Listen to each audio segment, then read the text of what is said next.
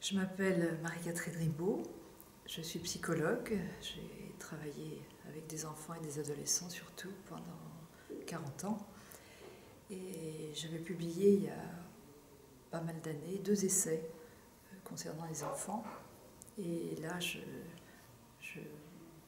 publié une nouvelle aussi, c'est en septembre dernier, qui s'appelle Mariage arrangé et là je viens de publier chez l'Harmattan J'ai serré les poings et les dents. C'est une expression que reprend plusieurs fois le petit garçon Lucas, le héros de ce livre, et qui signifie j'ai serré les poings, c'est quand il est en colère, et j'ai serré les dents, c'est quand il se retient de pleurer.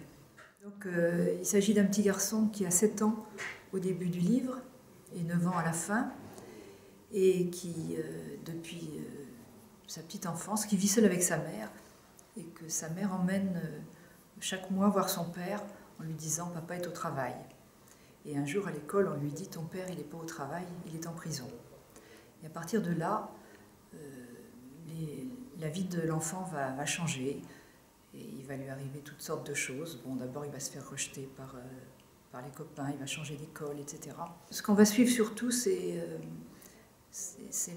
son monde intime. C'est-à-dire que ce que j'ai essayé de faire, c'est d'entrer un petit peu à l'intérieur de cet enfant, dans son monde intérieur, et d'être au plus près de ce qu'il ressent, d'être au plus près de son langage aussi. Il ne parle pas tout à fait de la même manière au début du livre et à la fin, parce qu'il y a une maturité qui vient à travers ce qu'il vit. Je dirais que Lucas est entièrement inventé.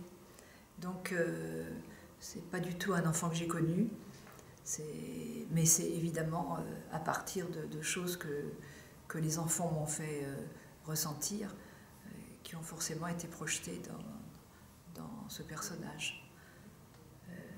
Voilà, oui, j'ai eu l'occasion effectivement de suivre des enfants dont un des parents était incarcéré.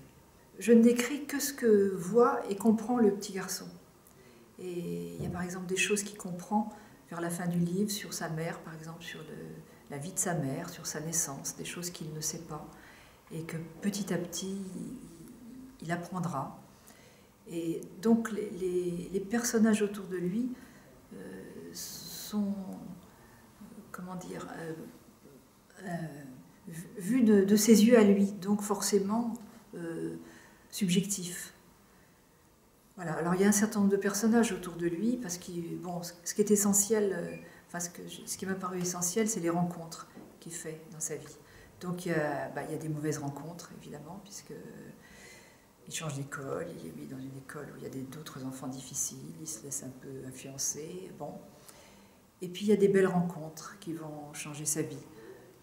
À un moment du livre, il rencontre une jeune femme qui est musicienne, et ça va être pour lui une découverte dont on espère que ça va changer sa vie.